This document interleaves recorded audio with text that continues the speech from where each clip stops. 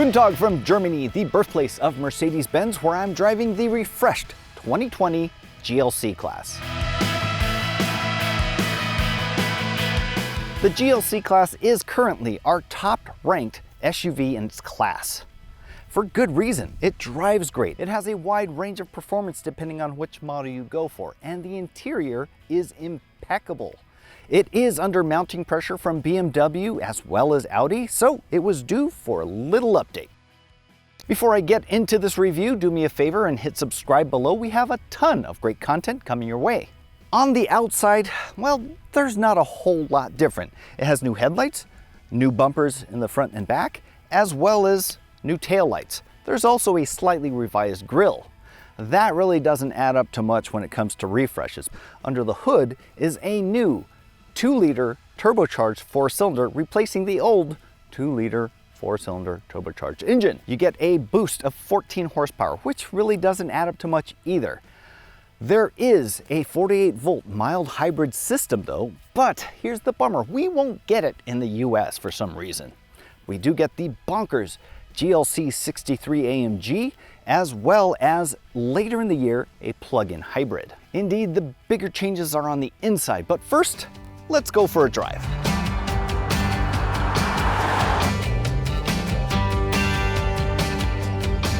There aren't a lot of big changes for the GLC for 2020 when it comes to driving dynamics, and that's a good thing.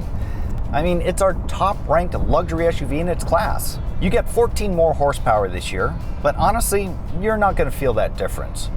What is different is there will be standard adaptive dampers across the lineup. You can also upgrade to an air suspension, which is also really good for the off-road package. Gives you added ride height when you need it. These adaptive dampers, well, they're individually controlled, so if one wheel needs to soften up or stiffen up, it can do that. Power from this 2-liter 4-cylinder engine is more than adequate. I'm cruising along at highway speeds on the Autobahn right now, and passing really isn't a problem. In fact, let's find out now. There's a good, quick response from the transmission, knocking you down a few gears, and there's no real lag or tip-in coming from the engine. It just kind of whooshes you right along, just as you'd expect. Even better, it doesn't sound bad when you floor it. It doesn't sound rattly or raspy as some 4-cylinders do. It doesn't sound like you're hurting anything. In a lot of ways, it reminds me a lot of some 6-cylinders. At the moment, I'm on an unrestricted speed zone on the Autobahn, and I'm hearing a little bit of wind noise coming off the mirrors. But honestly, if you're driving this fast in the States, you have much bigger problems to worry about.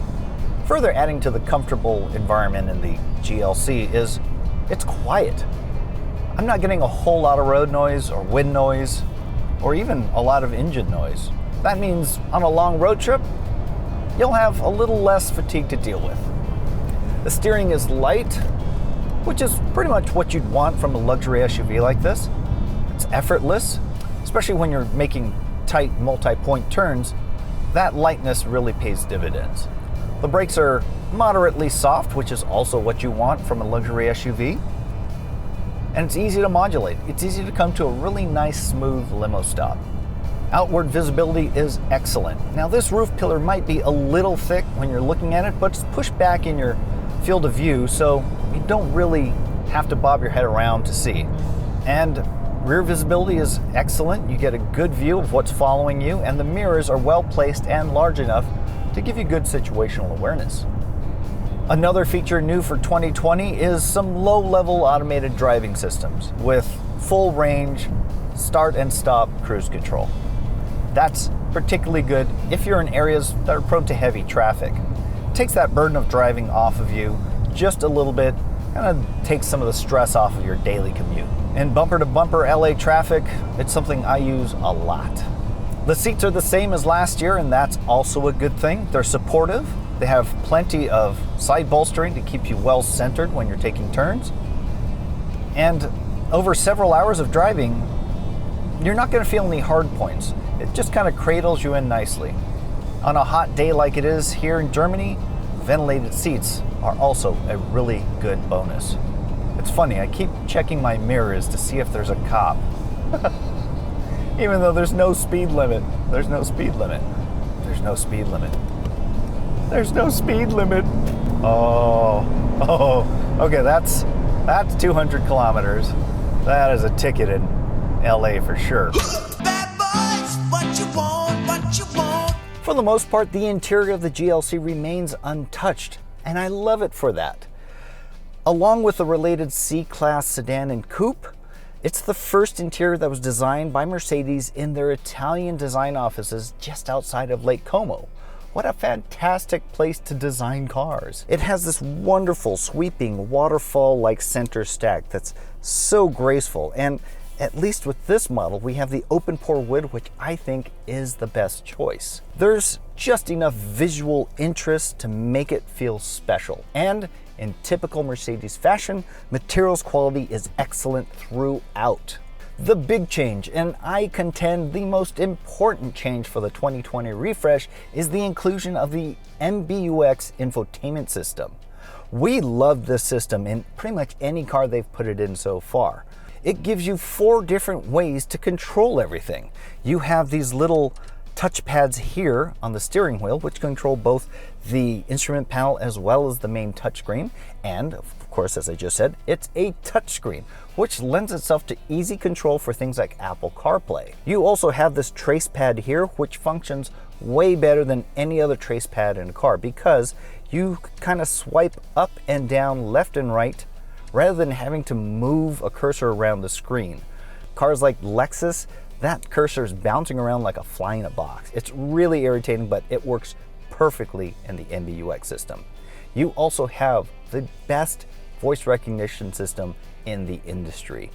You just say, "Hi Mercedes," and it wakes up and asks you what you want. You can control the temperature. You can control all of the navigation, radio, everything else. It's fantastic. Even has a few Easter eggs built in. Quite honestly, it is the best, and more than enough reason why you should get the 2020 instead of the 2019.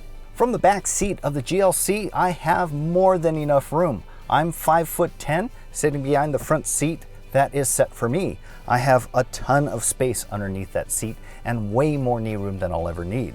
There's a good amount of lateral space as well, and even with a panoramic sunroof, I have tons of headroom.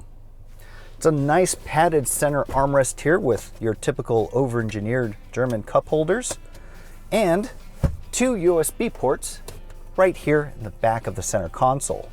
The problem is, at least for me, is they're USB-C, which means for a lot of people, you might need an adapter for the regular USB cable. Not that big of a deal. There's a feeling of airiness and spaciousness that is really quite nice back here. These windows are big. This pillar right here is kind of in my periphery, but the little cutout behind makes it feel less claustrophobic. There is the coupe version, and honestly, I have a real problem with coupe-like SUVs because the reason you buy an SUV is for cargo space and rear passenger headroom, and it cuts into both with the coupe. But if you really want performance, maybe the coupe makes sense for you. When it comes to cargo, the GLC also excels. A power liftgate, obviously, and a really good amount of space. There's more than enough space for several large suitcases, and quite a bit of space underneath where a spare tire would normally go.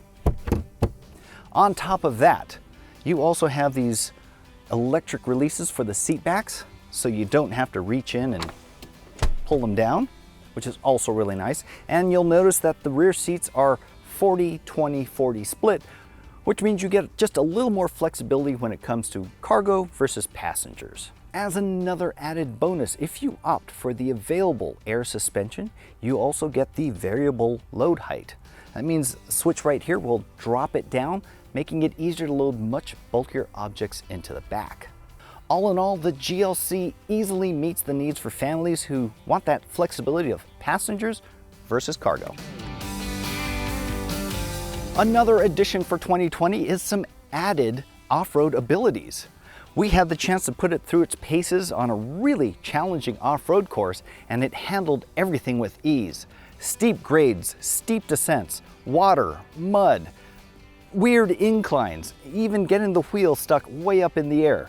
It was impressive, and that translates to a little more reassuring ride on water, snow, and ice.